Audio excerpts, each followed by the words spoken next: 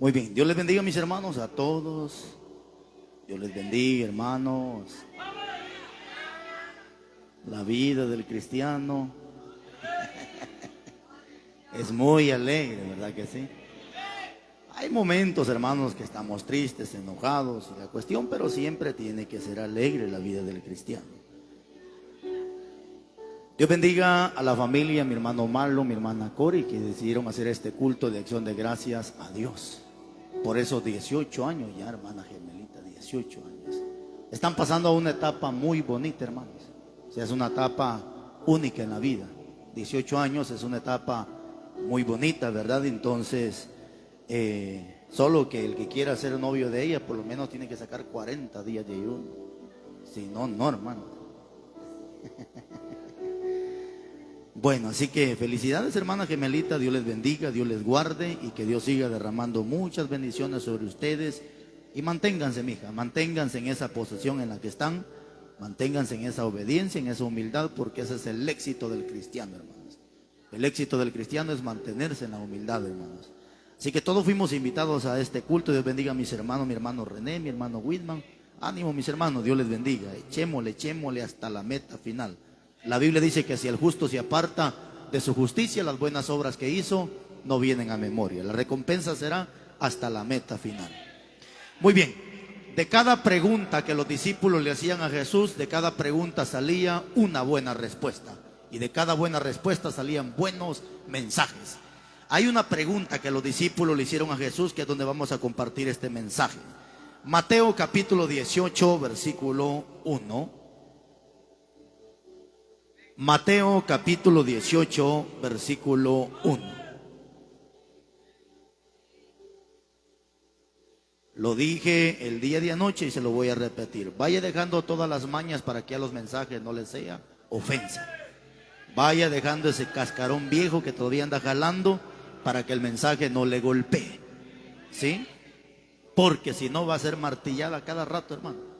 Va a prender la radio, ahí lo van a seguir martillando. Va a ir al mercado de Génova, ahí ya lo va a esperar mano muy. Capítulo 18, versículo 1. ¿Lo tiene? Y la pregunta es la que los discípulos le hicieron a Jesús y dice: en aquel tiempo, ¿quiénes? Los discípulos vinieron a Jesús diciendo, ¿cuál fue la pregunta? ¿Quién es el mayor en el reino de los cielos? Y llamando Jesús, ¿a quién? A un niño, lo puso en medio de ellos y dijo: de cierto os digo que si no os volvéis y os hacéis como niños, no entraréis en el reino de los cielos. Déjelo ahí nomás.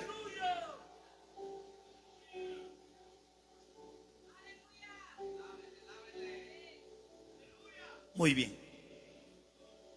Eso me gusta, así como dijo el hermano, háblanos. No es habla, no, háblanos.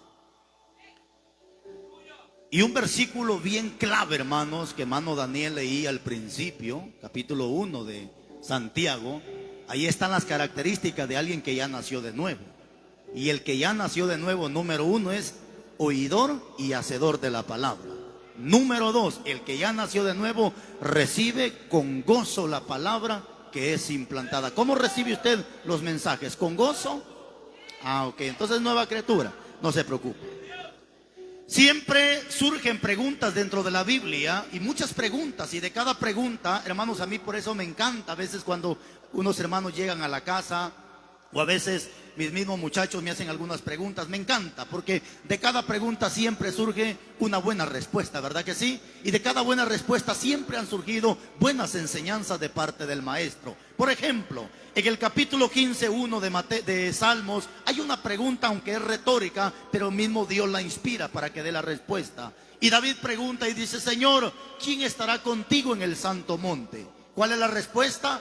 El limpio de manos y puro de corazón, y aquel que no ha elevado su alma a cosas vanas, y aquel que no jura en cosas vanas, sino que lo que promete lo cumple, y aquel que no presta dinero para cobrar interés, ese estará allá en el monte santo. O sea, siempre de una pregunta surgía una buena respuesta. Los discípulos en el capítulo 24 de Mateo también le hicieron una buena pregunta a Jesús, y de esa buena pregunta surgió un buen mensaje. 24:1 de Mateo, los discípulos se le acercan a Jesús y le dicen: Maestro, dinos por favor cuándo van a hacer las cosas y qué señales habrán antes de que vengas a traer a tu pueblo. Y de esa buena pregunta surgió una buena enseñanza, y Jesús dice: mirad que nadie los engañe, porque vendrán muchos en mi nombre diciendo yo soy el Cristo, y a muchos engañarán. Porque habrán guerras, rumores de guerras, estos, etcétera. O sea, de una pregunta siempre surge una buena respuesta. Aquí los discípulos, hermanos, lo que puedo ver en los discípulos es un poco de arrogancia, de prepotencia. Porque a mí qué me importa saber quién va a ser el mayor en el cielo. ¿A usted qué le interesa quién va a ser el más importante en el cielo? Si aquí al final en la tierra y en el cielo el más grande y el más importante se llama Jesús de Nazaret. Él es el gigante, Él es el poderoso, y Él es más importante, hermano. Él es el grande. O sea, a mí no me interesa saber quién es el más grande y quién va a ser. Lo que a mí me interesa es entrar al cielo. No me interesa saber, o como alguien dijo, que me le pongan más pelas a la corona. La Biblia no enseña eso. Aunque hay pastores que dicen: entre más usted se porte, más pelas su corona va a tener. ¿Sabes de dónde sacan eso, hermano? Pero a mí no me interesa si mi corona tiene muchas pelas o no tiene pelas. Lo que me interesa es un día llegar y entrar al reino de los cielos. ¿Cierto o no cierto? Pero sin embargo, yo veo una pregunta de parte de los discípulos con arrogancia, con prepotencia. Y los discípulos se le acercan a Jesús y le dicen: Maestro, dinos por favor quién va a ser el más grande en el reino de los cielos. Y de esa buena pregunta que los discípulos le hicieron a Jesús, salió una buena respuesta de parte de Jesús. Yo me imagino Pedro, que era uno de los más cercanos a Jesús, al igual que Judas, que por cierto era el tesorero. Me imagino a estos muchachos cuando le hicieron la pregunta a Jesús. Pedro, aquel que caminaba con él en el agua, aquel que siempre estaba con Jesús, aquel que no dejaba a Jesús. Iba Jesús a orar, ahí iba Pedro. Donde quiera estaba Pedro. Yo me imagino que aquel Pedro pensó y dijo: yo voy a ser ese al cual Jesús va a decir que va a ser el más importante. O Judas, que era el que metió la mano en el plato con el cual Jesús tenía confianza. Me imagino que Judas dijo: yo voy a ser ese más importante en el cielo. Sin embargo, Jesús, en su humildad, hermanos, ¿qué hizo Jesús? Llama a una criaturita, la pone en medio y le dice: miren para acá por favor. ¿Quieren saber quién va a ser el más importante o quién quiere entrar al reino de los cielos? El que se comporta como este niño, ese va a estar en el reino de los cielos. Pero aquí quiero llegar con esto. ¿Qué quiso dar a entender Jesús con esto? Fíjese que hay pasajes que pareciera que fueran contradictorios en la Biblia, pero no son contradictorios. Necesitamos usar la lógica y la inteligencia y el Espíritu Santo para entender algunos temas de la Biblia. ¿Por qué? Porque hay temas que pareciera que fueran contradictorios. Ejemplo, aquí Jesucristo me manda a que seamos como niños, ¿cierto? Y más adelante Pablo en la primera carta de Corintios dice que dejemos de ser niños. Pareciera que la Biblia se nos está contradiciendo. No se está contradiciendo. Hay que entender por qué y cuándo sí, cuándo no. Cuando Pablo dice que dejemos de ser niños, está hablando en el ámbito de que no quiere que nosotros seamos ignorantes en el conocimiento. ¿Por qué? Porque a un niño cualquier persona lo engaña. ¿Cierto o no es cierto? Si al niño usted le dice: mira, venga mañana, le vamos a dar dulces, el niño va corriendo y llega, y lo engañan fácilmente. Y ahí es donde Pablo dice que ya no debemos de ser niños fluctuantes, llevados por cualquier tipo de doctrina o por estratagema de hombre. Eso es lo que Pablo dice a los Efesios, y también se lo dice a los Corintios. Entonces, cuando la Biblia dice que dejemos de ser niños en el conocimiento, o sea, que no seamos ignorantes, pues. Ahora, pero cuando Jesús me está diciendo que seamos como niños, aquí está la clave. ¿A qué Jesús me está llevando a través de este tema? ¿Cuál es el propósito de Jesucristo de darle este mensaje y de introducir este tema a base de una pregunta que los discípulos le hicieron a Jesús? Número uno, cuando Jesús llama al niño, es que el niño no es cualquier cosa. El niño es representativa de un nuevo nacimiento. Ojo con esto, el niño no es cualquier cosa. El niño representa un nuevo. ¿Qué se le dijo a Nicodemo? Tienes que nacer de nuevo. ¿Acaso dijo el hombre, un hombre viejo puede entrar en el vientre de su madre y nacer? Porque un niño es símbolo de nuevo nacimiento. Ahí está el problema. Porque cualquiera quiere entrar al cielo, cualquiera tiene el nombre de cristiano, tiene el título de pastor, tiene el título de evangelista, tiene el título de reverendo, apóstol, no sé qué tantos títulos existen en la tierra. ¿Cuál es el problema? Que muy pocos quieren nacer de nuevo.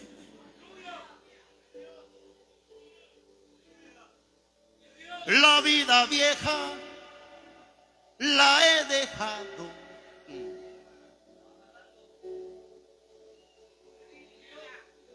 Ya no vivo yo, vida. No más dice. Ese es el problema, hermano, de que la gente quiere y está interesada en entrar en el reino de los cielos, pero si no hay un nuevo nacimiento, no se entra al reino de los cielos. Ojo con esto, hermano. En la Biblia yo encuentro hombres que eran tremendos hombres y reconocidos en la Biblia. Solamente les hacía falta una cosa, que era nacer de nuevo. Ejemplo, Cornelio. ¿Se acuerda de Cornelio? Tenía 4 características que muchas veces el mismo cristiano no las tiene. Número 1, dice que era piadoso. ¿Qué significa la palabra piadoso? Era devoto, puede ser un hombre religioso. ¿Qué más? Dice que el hombre era temeroso. Lo que el cristiano muchas veces no tiene temor de Dios, sino que muchas veces lo que el cristiano tiene es temor de hombre. Ojalá usted no esté haciendo nada. ¿Por qué diré yo? ¿O por qué dirá la gente? Porque usted está patas arriba delante de Dios. Aquí no se trata de qué dice la gente. Aquí se trata que mi temor es hacia Dios, hermano. Cuando el hombre no tiene temor de Dios, se preocupa y se enfoca en qué dice la gente, pero no se preocupa en qué Cristo Jesús dice y piensa de él. Ayer escuchamos un mensaje por boca del hermano Malo, y es un mensaje bastante concreto, conciso y directo para nosotros. José, un hombre lleno de temor de Dios, ¿cierto o no cierto? Porque si José hubiese tenido temor de hombre, le aseguro que José se hubiese metido con la mujer de Potifar y hubiese cometido adulterio. Pero como el hombre no tenía temor de hombre, sino temor de Dios, ¿cierto o no cierto? Rechazó la oferta y el pecado y la tentación que se le puso enfrente.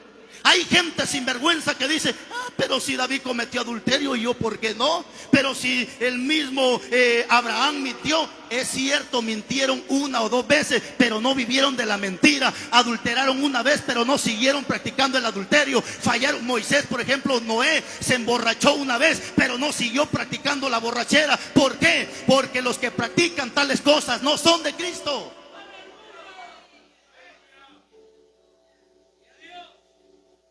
Pero como José tenía temor de Dios, aunque miró la muchacha elegante, bonita, preciosa, todas las características de una mujer elegante, el hombre dijo: no, ¿cómo yo voy a defraudar a mi Dios? Es que cuando tú y yo tenemos temor de Dios, no tanto nos interesa qué dice la gente, sino que Dios piensa de mí. Pero ¿qué más? Cornelio dice que era piadoso, dice que también era temeroso de Dios, él y toda su casa. No solo él, sino toda su familia. ¿Qué más? Eso está en el capítulo 10, versículo 1 de Hechos. ¿Qué más? Dice que Cornelio le daba muchas ofrendas a la gente. Su Biblia dice limosna, pero en griego es equivalente a una ofrenda que se le regala a una persona. Porque a Dios no se le da limosna, a Dios se le presenta una ofrenda. Una limosna es equivalente a una ayuda que se le da a una persona que lo necesita. ¿A qué quiero llegar con esto? Que el hombre era muy dadivoso. Así tenemos gente hoy en día: ayuda al pobre, ayuda a aquel, ayuda al otro, hermano. Y a veces hacen lo que un cristiano no lo hace. Pero ¿y qué con eso? Si el cielo no se compra, hermano. El cielo no se trata de cuánto doy, de cuánto ayudo. Es cierto, Jesucristo dijo: por cuanto se lo hiciste a uno de mis pequeñitos, me lo hiciste a mí. Será parte que nos va a servir mucho en el día que nos presentemos a rendir cuentas a Cristo. Pero ¿qué con esto? Hoy tenemos gente, hermano, que no se congrega, no son cristianos ni bautizados están, y ayudan mucho al prójimo. Pero ¿qué dice Pablo? Nuestra salvación no es por obra, sino por gracia, para que ninguno se gloríe en esta tierra. Pero ¿qué más? Dice que Cornelio, aparte de eso, dice que el hombre hacía muchas oraciones. Pero le hago una pregunta: ¿Cornelio era cristiano? No. ¿Fue uno de los primeros gentiles que se entregó a Cristo? Sí. pero no era cristiano. Fue allí donde Dios le muestra a Pedro el éxtasis, donde miraba animales cuadrúpedos que bajaban, descendían. La cuestión, usted sabe esa historia, hermanos, y es de allí donde Dios le está mostrando a Pedro de que necesita orar por Cornelio para que Cornelio se entregue a toda su familia. Pero ¿a qué quiero llegar con esto? El hombre tenía buenas cualidades sin haber nacido de nuevo. ¿Quién más? El eunuco, por ejemplo. Si usted lee el capítulo 8, versículo 26 y 27 del libro de los Hechos, dice que el eunuco subía cada año ¿a qué? A adorar a Dios a Jerusalén. Fíjese qué interesante eso, hermano. El eunuco era un tremendo adorador. Le vuelvo a hacer la pregunta: ¿el eunuco ya había nacido de nuevo? No. ¿Acaso no fue ahí cuando va en el carro y Dios le habla a Felipe, le dice: ve y pregúntale si entiende lo que lee? Felipe se acerca y le dice: ¿entiende lo que lees? Y le pega su buena reprendida el eunuco y le dice: ¿y cómo quieres que entienda si no hay quien me explique, no hay quien me enseñe? Entonces empieza Felipe a enseñarle la escritura. Por cierto, es el Salmo, Isaías 53:1, que como cordero fue llevado al mar. Esa es la escritura que él iba leyendo. Pero de repente dice que encuentran agua en el camino y el eunuco dijo: ahí hay agua. ¿Qué tengo que hacer para ser salvo? Cree de todo corazón y serás salvo tú y tu casa. Ahora, es ahí donde el eunuco se convierte a Cristo. ¿A qué quiero llegar con esto? Que así tenemos gente que adora en los altares. Es que adorar es rendir culto, rendir servicio, cantar, alabar a Dios. Cualquiera canta, los brujos cantan, los cantineros cantan alabanza, el narcotraficante canta alabanza, cualquiera canta alabanza. Pero Jesús lo dijo: no todo aquel que me dice Señor, Señor entrará en el reino de los cielos, sino aquel que hace la voluntad de mi Padre. Cristo fue conciso y concreto en ser directo con sus discípulos. Ahora tenemos ese problema. Por eso a mí no me impresiona ver gente, hermanos, que canta y que tienen una voz de ángel, y al rato están haciendo cosas innecesarias o indebidas delante de los ojos de Dios y delante de las personas, que la misma gente dice: que no es el hermano que canta con pista, que no es la hermana que es como se así en el culto, que no es esa vieja es. Sí, esa es. Ay, mire cómo anda la hermana, qué pateada le dio el hermano, que no es el que viene a ayunar los miércoles. Esa sinvergüenza es. ¿Quién le dijo a usted que ayunar también es sinónimo de una persona que ha nacido de nuevo? ¿Quién le ha dicho a usted que congregarse es sinónimo de una persona que ha nacido de nuevo? Si el ayuno fuera para identificar a una persona que ya nació de nuevo, Jezabel hubiese nacido de nuevo y ella también ayunó, pero era el mismo diablo. ¿Cierto o no cierto? Los fariseos ayunaban 2 veces por semana. ¿Habían nacido de nuevo? No. Pues a mí no me impresiona, hay gente que saca hasta 1 semana de ayuno, ¿cierto o no cierto? Pero no puede ver a fulano, no puede ver a sutano, no puede. Entonces, ¿de qué sirve que esté ayunando en la iglesia?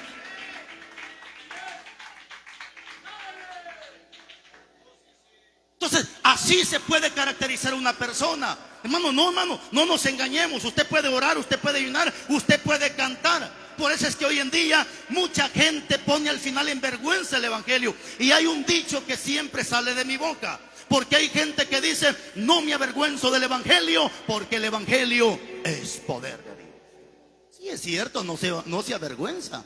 ¿Cuál es el problema? Que con sus malas actitudes ponen en vergüenza el evangelio. ¿De qué sirve que no te avergüences si con tus actitudes estás poniendo en vergüenza el evangelio? Entonces, esto es el punto céntrico, que si no nacemos de nuevo, no entramos al cielo. Ojo con esto, hermanos.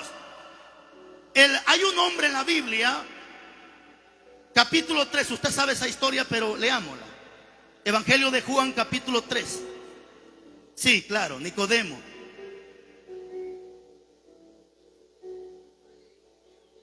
Leamos del 3:1 al 5.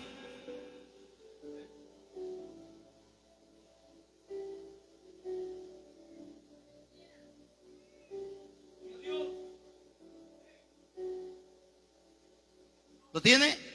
Bueno, 3:1 al 6 dice: había un hombre de los fariseos que se llamaba Nicodemo. Subraya esa palabra, por favor. Un principal o sea, era una persona que estaba arriba de cualquier judío, era un maestro, pues. Un principal de los judíos. Este vino de noche y le dijo: Rabí, era maestro al hombre, por eso hablaba arameo, griego, y la cuestión: Rabí, sabemos que has venido de Dios como maestro, porque nadie puede hacer estas señales que tú haces si no es porque Dios está con él. Respondiendo Jesús le dijo: de cierto te digo, que el que no naciere de nuevo, ¿qué? No puede ver el rey, o sea, no puede ver señales, no puede ver milagros, no puede ver la gloria de Dios en él. 4. Nicodemo le dijo: ¿cómo puede un hombre nacer siendo viejo? ¿Puede acaso entrar por segunda vez y entrar en el vientre de su madre? 5. Respondiendo Jesús le dijo ciertos temas de la Biblia. Ejemplo, si usted lee por ejemplo 1 Corintios 3:16, allá hay una pregunta. En el 3:16 de la primera carta de Corintios, y en el 6:19 hay otra pregunta, donde Pablo le dice a estas personas: ¿o no saben ustedes que son templo y morada del Espíritu Santo? ¿Qué ignoraba la gente en ese entonces? ¿Qué ignoraban? Que eran templo y morada del Espíritu Santo. Entonces hay gente que puede tener cierto conocimiento, pero muchas veces niegan ciertas partes o ignoran ciertas partes de la Biblia. ¿Acaso no tenemos ese mismo problema hoy en día? Que por tener gente carnal niegan ciertos temas de la Biblia. No, hermano, dice: aquí no hay ningún justo, aquí no hay ningún bueno. El Señor te reprenda, Satanás, y toda cuadrilla de demonios. Si hemos alcanzado la justicia, la santidad y la perfección, no por méritos humanos, sino por la sangre del Cordero que fue derramada en la cruz del Calvario. Nadie puede alcanzar justicia, santidad y perfección sino por los méritos de Cristo. Y Cristo dice a través de su palabra, hermanos, que el que pisotea la sangre del Hijo del Hombre, este no tiene perdón de pecado, sino una horrenda expectación de juicio y de fervor que ha de consumir a los que se rebelan en contra de él. ¿Por qué? Porque pisotear la sangre de Cristo es ignorar el sacrificio de Cristo que hizo en la cruz del Calvario. ¿Y cuál fue ese sacrificio? Hebreos 10:14: con una sola ofrenda nos hizo perfectos para siempre a los santificados. Un carnal no entiende esto. Un carnal dice: están locos esto, porque usted es un carnal, necesita nacer de nuevo. Para que se cumpla lo que dice 1 Corintios 2, 14, 15, 16, que los que ya nacimos de nuevo tenemos la mente de Cristo. Entonces ahí es donde Cristo le da el mensaje a los discípulos y les dicen: el que no nazca, el que no sea como este niño no entra al reino de los cielos. Porque un niño es sinónimo de nuevo nacimiento. Otro ejemplo, segundo libro de Reyes, capítulo 5. ¿Se acuerda de Naamán? El hombre dice que era principal. El hombre era un hombre muy importante, por la cual Dios había ganado muchas batallas a través de los sirios. Pero ¿qué pasaba? Dice que era un hombre tan importante, pero leproso. ¿Y qué es la lepra? Es equivalente al pecado. Así puede usted ser una persona importante en la tierra, importante para la sociedad, importante para la congregación, importante a ojos humanos, pero posiblemente haya lepra delante de usted. Y una de las lepras de la cual la Biblia habla, y le dijo a sus discípulos que tuvieran mucho cuidado, en Lucas capítulo 12 versículo 1, Jesús le dijo a sus discípulos: tengan mucho cuidado y guárdense de la levadura de los fariseos, que es la hipocresía. Ya le bendiga, hermano. Hijo del diablo, hágalo con sinceridad. Es que no le puedo decir hijo de Dios, usted no es hijo de Dios. Un hipócrita no es hijo de Dios, hermano. Si usted me va a sonreír, hágalo de corazón. Si va a dar la mano, hágalo de corazón, hermano. No sea de falsedad. Hermano, hay gente tan hipócrita que cuando agarra el micrófono: Señor, bendiga al pastor Carlos Rivas. ¿Y por qué en su casa no ora ni por usted? ¿Por qué solamente lo hace cuando agarra el micrófono? Porque es hipócrita que solo cuando viene a la iglesia viene vestido como cristiano, y cuando anda allá afuera quisiera andar hasta desnudo? Porque es hipócrita. ¿Ah? Porque la hermanita cuando viene al culto busca la falda más decente, la blusa más decente, pero encuentra en la calle quisiera andar hasta en calzón, esta ingrata? ¿Por qué? Porque no ha nacido de nuevo, y lo que hay dentro de ello es hipocresía. Porque ahora tenemos hermanos hablando entre ellos mismos y al rato se lo están comiendo con todo y zapato a uno. ¿Por qué? Porque no han nacido de nuevo y hay hipocresía dentro de ellos.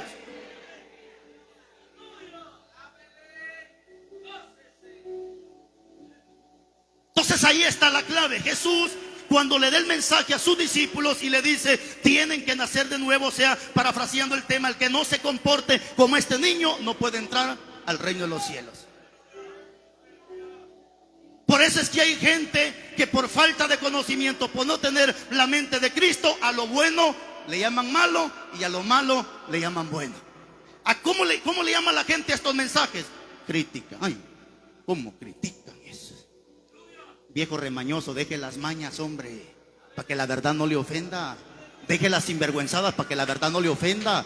Mano, si ahorita reprendemos a las mujeres que andan metiéndose con hombres casados, ¿se enojarían ustedes, hermana? ¿Por qué? ¿Acaso se andan metiendo ustedes con hombres casados? Pues, si ahorita le predicamos a los homosexuales, ¿se enojarían ustedes, mis hermanos?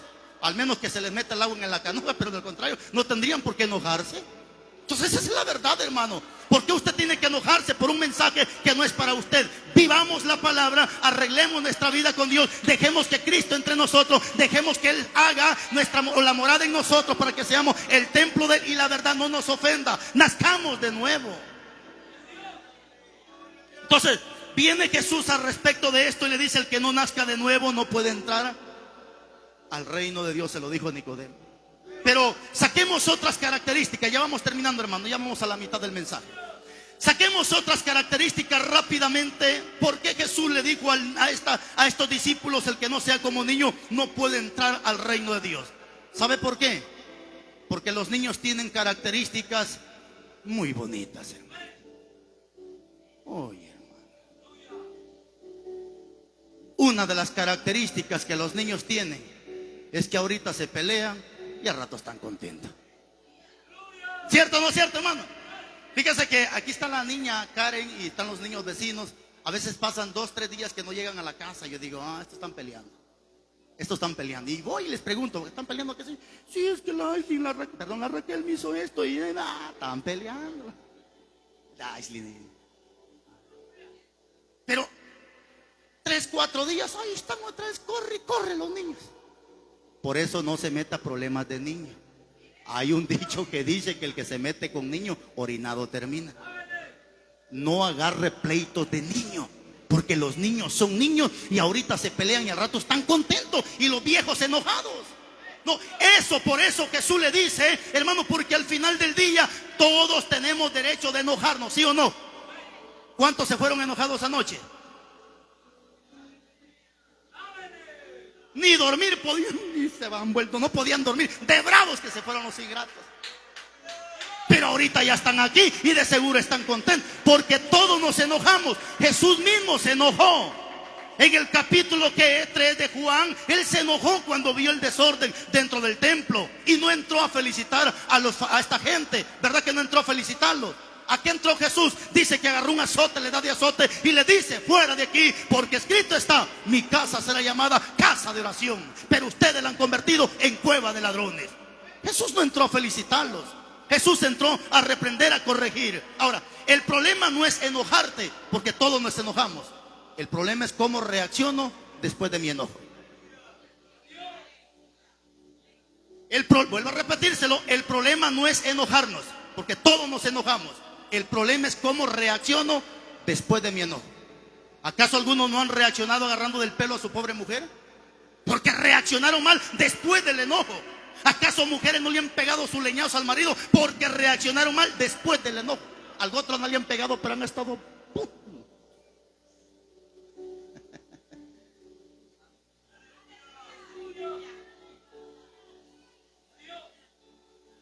Fíjese, hermano, estaba estudiando algo al respecto de algunas enfermedades.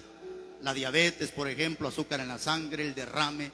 ¿Por qué cree que a un niño no le pega diabetes o azúcar en la sangre? O mucho menos un derrame en la cara. ¿Por qué cree usted? Ellos no viven enojados, hermano. Uy, el pastor Carlos Rivas todo lo bravo y orgulloso. ¿Cuándo fue la última vez que se sentó a platicar conmigo? ¿Cuándo? ¿Cuándo fue la última vez que se sentó a platicar conmigo para que diga? Es que aquí no puedo estar pelando los dientes, hermano. Yo no soy un monólogo para venir a hablar payasadas. Este no es un lugar para hablar monología. Un monólogo hace reír a la gente, hermano. Es cierto que este lugar se respeta y la gente también merece respeto y hay que hablar la palabra de acuerdo está en la Biblia sin estarnos riendo. Hay tiempo de reír y tiempo de estar serio, hermano. Entonces, pero ¿cuál es el detalle? Que hay gente que todo el tiempo vive bravo, todo el tiempo vive amargado. Y por eso les pega hasta derrame a los ingratos. A rato se les torce la cara. Vaya. Algunos ya les empezó a brincar el ojito. Y derrame. Espérese, siga de bravo, siga de amargado. Los niños se enojan un rato, hermano. A ratito están, incluso en su enojo, los niños hasta tonterías hablan. Te odio, así dicen, te odio. Así lo dicen por ignorancia. Porque no es cierto, no nos odian. Porque si usted odia a alguien, usted tiene grandes problemas delante de Dios. La Biblia dice en el 3:15 de la primera carta de Juan que aquel que dice que ama a Dios y aborrece a su hermano, el tal es un mentiroso y es un homicida. Esta semana lo he estado enseñando mucho y creo que a muchos esto le está sirviendo. No vea a la persona que le hace la guerra, no vea a la persona que lo insulta, no vea a la persona que le hace el mal. Vea quién está dentro de esa persona. Jesús fue inteligente cuando Pedro se le acercó y le dijo: Señor, no permitas que eso te acontezca. Jesús no vio a Pedro, vio quién estaba dentro de Pedro. ¿Y qué le dijo Jesús? Quítate delante de mí, Satanás. Porque ese es el propósito de Satanás: usar a una persona para que tú agarres pleito en contra de esa persona. Y Satanás sabe que agarrando pleito con esa persona eres un candidato del infierno. Lo dice la Biblia en la primera carta de Juan 3:15 y primera carta de Juan 4:20. Por eso usted no ve a la gente que le hagan la guerra, que le digan lo que le digan. Calle y oiga, calle y oiga. Y no vea a la persona. Y si va a ver a la persona, véala para sentir compasión y diga: pobrecito, lo está usando el diablo, mi hermano. Pobrecita, hermana, la usó el diablo, pero déjelo, hermana, le entiendo, hermana. Eso tiene que ser usted inteligentemente. No vea a la persona, sino quién está dentro de esa persona. Ay, si pues no sé cómo trata a su mamá. Ay, mamadita, te usó el diablo, pero te amo, mamita. Mi hija, fíjese que es su cumpleaños, le voy a traer el patrón. Quítate delante de mí, Satanás. Aunque te amo a ti, mamita, pero no amo al que está dentro de ti.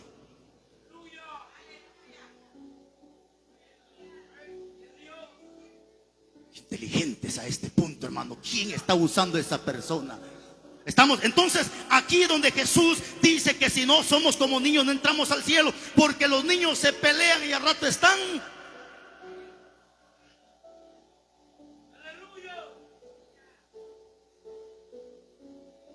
¿Cuántos se fueron bien bravos anoche? Y algunos tal vez, pues sí vinieron todos. Sí vinieron.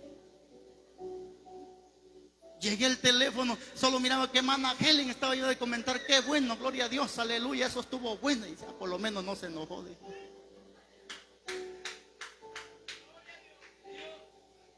Porque todos tenemos, Pablo dice, airados, pero no. El problema no es enojarnos, el problema es cómo reacciono después de mi enojo. Y no dejes que su enojo tarde hasta el siguiente día. La Biblia dice: hasta que el sol caiga sobre su cabeza. Entonces, ¿por qué? Porque hay gente, hermano, que ese es el problema, que se enojan y pasan hasta una semana enojados los ingratos.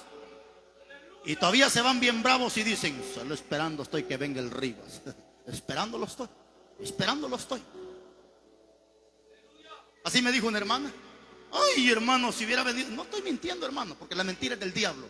Y aquí está presente, vamos a ver. Mire, hermano, dijo: si hubiera venido la semana pasada, ay Dios, pobre de usted. Así me lo dijo, hermano. Yo le dije: pero no vine. No vine. Aquí estoy ahorita. Sí, la verdad. Porque hay gente, hermano, pleitista. Hay gente, hermano, y no solo eso, hay gente que no es ni con él el pleito y él termina agarrando el pleito. Mire, hermano, eso pasa cuando el tata se pelea con otro. ¿Quiénes terminan agarrando el pleito? Los hijos. ¿Por qué? Porque la Biblia dice, hermano, que una raíz de amargura no solamente contamina a esta persona, sino que muchos son contaminados a través de esa raíz de amargura. Yo cuando miro que los hijos están bravos conmigo, digo: es que por el papá es.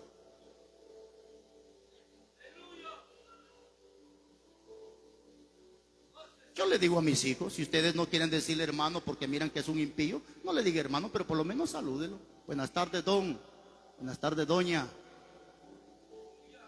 Pero no peleemos con la gente. No es la gente, es el diablo que está metido en la gente. Los niños se pelean y al rato están contentos. 2. El niño lo que muestra, Mateo capítulo, ahí donde empezamos, hermano. Ya. Es solo y nos vamos. Bueno, viene comida, va comida. ¿Qué es, hermana gemela? Comida. ¿Sí? Pato. Ah, bueno. Empezamos en capítulo 18, versículo 1, ¿verdad? De Mateo. Brínquese al 4, por favor.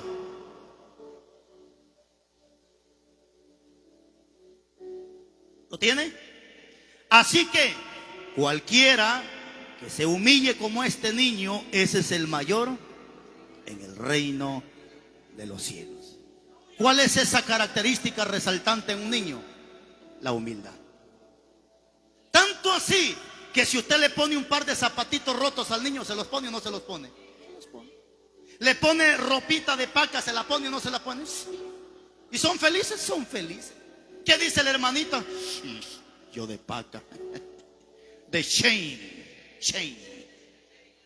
Y no tiene ni dinero, hermana, hombre. Pero la gente cuando es altiva la ingrata a usted. Y yo se lo dije la semana pasada, humildad no es que usted ande con ropa rota, eso es pereza, dice la Biblia 23:21 de Proverbios. El que se pone ropa rotas es porque es haragán. Allá van con mano a irse que le costure los calzoncillos. No, calzoncillos no. Porque así dice la Biblia, que la ropa, la pereza hace vestir a la gente ropa rota. ¿A qué quiero llegar con esto? Hay gente que tiene dinero y es humilde. Hay gente que no tiene nada y es soberbia. Lo dice en el capítulo 13, versículo 7 de Proverbios. Hay quienes pretenden tener y no tienen. Y hay quienes que tienen mucho y parecería que no tienen, o que tienen mucho, no tienen nada. Es que así es la soberbia. La soberbia está en el pobre y en el rico, en el que sabe y en el que no sabe. Hay gente orgullosa que sabe y no quiere que otro le enseñe más, mientras el que no sabe es orgulloso y no quiere que otro le enseñe. Así es el orgullo. Mire cómo está el orgullo hoy en día. Mire el telefonón que carga el hermano de 7,000, pero todavía lo debe. Esa es soberbia, hermano. Pretender ser lo que no soy. ¿Para qué pretendo ser lo que no soy? Ay, la señora se cusquea con sus zapatos si supiera que todavía lo debe en la tienda. ¿Por qué pretendemos ser lo que no somos? Usted puede andar con buena ropa, puede andar elegante, la billetera llena de plata, pero que eso no nos aparte de la humildad. ¿Qué es la humildad? Es a pesar de los éxitos logrados, seguimos siendo la misma persona. Los niños se caracterizan por la humildad. Póngale ropa cara, ropa barata, ellos son iguales, hermano. Ellos son iguales. Pero que la humildad sea de corazón, hermano. Y ahora sí, un niño sabe perdonar. Y sí perdona de corazón. ¿Cierto o no cierto? Mano, ¿no será que usted necesita pedirle perdón a alguien? Hermana, ya le pedí perdón, hermano, ya le pedí perdón. ¿Pero por qué le vive recordando entonces las mismas cosas? Ya le pedí perdón, ya le pedí perdón, ya le pedí perdón.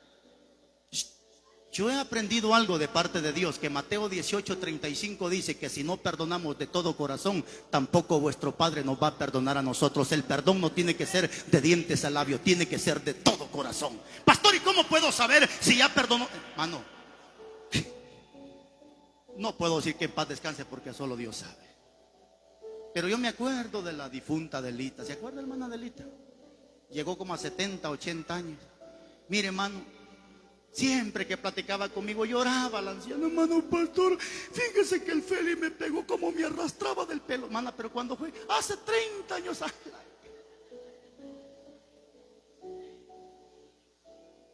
Pareciera una broma, hermano. Saber si, hermano, si murió con eso, que Dios tenga, ya misericordia, ya se terminó. La misericordia es estando en vida, hermano. Pero la Biblia a mí me enseña, Mateo 6, 14 y 15, que si usted perdona, Dios lo perdona. Si usted no perdona, Dios no lo perdona. ¿Por qué usted y yo perdonamos? Porque somos imitadores de 15. Capítulo 3 de Colosenses dice la Biblia: así como Cristo nos perdonó, perdónense ustedes también cada uno las ofensas que se ha hecho con su hermano. Pero el perdón tiene que ser de corazón. ¿Y cómo puedo saber si fue de corazón o de dientes al labio? 43:18 y 43:25 de Isaías dice la Biblia que cuando Dios nos perdona, sepulta nuestro pasado y lo pone en el olvido, y por amor nunca se recuerda de nuestra falta ni de nuestros pecados. Si Dios no se recuerda de mi pecado, ¿por qué? Porque me perdonó con todo su corazón. Esa es la clave y la característica de una persona que ya perdonó de corazón. Y el único que le anda a usted recordando su pasado es el diablo y los demonios. Porque Dios no se recuerda de su pasado, lo dice la Biblia. Si por ahí hay una persona que le anda recordando su pasado, dígale: quítate delante de mí, Satanás.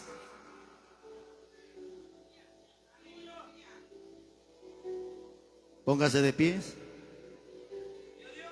Y llamamos a las hermanas gemelitas. Vamos a orar por ellas.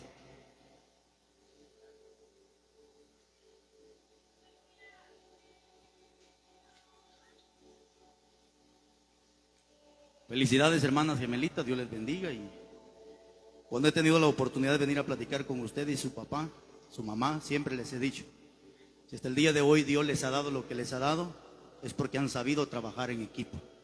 Ellas se han portado bien, mamá se ha portado bien y ha sido de bendición para el ministerio que Dios le ha encomendado a hermano Marlon. Yo se lo dije a usted la vez pasada, hermano, y no me da pena decirlo. Si mis hijos estuvieran perdidos dentro de mi casa, yo renuncio al pastorado, hermano, y me callo la boca, porque la Biblia dice que el pastor tiene que ser ejemplo en su casa, tiene que gobernar su casa.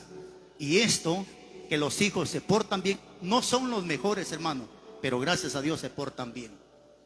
Y gracias a Dios el ministerio ha resplandecido, porque la gente, por más que nos busque o quiera buscar, no le encuentra, porque la familia está sujeta a la voz del Padre y a la voz de Dios. Pero para que la familia se sujete al hombre, el hombre tiene que sujetarse a Cristo Jesús, porque Él es la cabeza y Cristo es la cabeza. Y para que la mujer se sujete al hombre, el hombre tiene que sujetarse a Dios. Yo quiero invitar a algunos líderes que están por ahí, por favor, que vengan, vamos a orar. La Biblia dice que la oración eficaz del justo puede muchísimo, y la oración tiene tanto poder, hermanos, que un día Dios iba a destruir al pueblo de Israel, pero gracias a una oración intercesora, Dios perdonó a ese pueblo. Es que la oración tiene mucho poder. Algunos de los que están presentes posiblemente ya hubiesen sido consumidos por Dios, pero gracias a una oración de un viejito o de una viejita o de un hermano, esas personas están con vida, porque Dios es grande, hermanos. Padre, muchas gracias en esta hora preciosa todavía, Dios mío, de la mañana, que nos has dado la oportunidad de haber estado juntos, reunidos, compartiendo y conviviendo, Dios amado. Muchas gracias, Padre bendito, por tu palabra, por las alabanzas que han sido recibidas. Y tu palabra yo sé que cayó en buena tierra, y solamente te pido que esta palabra dé fruto al 30, al 60 y al 100 por uno, Padre celestial. Sobre todas las cosas, ayúdanos a nacer de nuevo. Ayúdanos a ser esas personas que tú quieres, no de apariencia, sino originalmente. Padre, hoy me uno con este pueblo bendito para pedir por estas señoritas, estas jovencitas, Dios mío, que han entrado a una etapa muy importante de sus vidas, en la cual hoy te pido en el nombre de Jesús que las sigas apartando para tu reino, las sigas consagrando para tu reino, Padre celestial. No sé cuánto tiempo de vida tú le vas a dar, ni tampoco puedo pedirte que le des tantos años de vida, porque tú has puesto un límite para cada uno de nosotros. Dice tu palabra para que palpando te busquemos y te sirvamos en esta tierra. Lo que sí puedo pedirte, Dios amado, es que le des vigor, que le des fuerza, que le des salud, así como tu siervo Moisés, que 120 años y el hombre murió vigoroso. Padre bendito, eso te pido, dale salud, dale vida, dale esa bendición tuya, ese regalo precioso que es único, que es la salud, la vida, Padre bendito. Guárdalas, aparta de las pasiones juveniles, de los deseos de la carne, de la vanagloria de la vida. Líbralas de fornicación, de adulterio, y haz de ellas unas benditas muchachas, siervas entendidas y prudentes, y que marquen la diferencia en medio de este mundo lleno de maldad. Te lo pido en el nombre de Jesús. Gracias, Padre, gracias, Jesús, y gracias, Espíritu Santo. Bueno, dice que aquí que le demos